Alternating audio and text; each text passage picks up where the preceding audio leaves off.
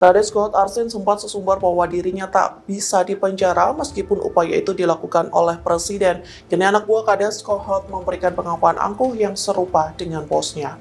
Hal itu disampaikan anak buah atau antek-antek Kades Kohot saat bertemu dengan penasihat hukum warga korban pagar laut, yakni Henry Kusuma.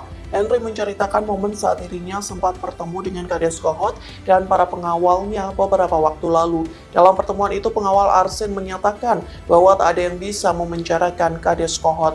Bahkan antek-antek Arsin menantang rela diiris lehernya jika Kades Kohot tertangkap.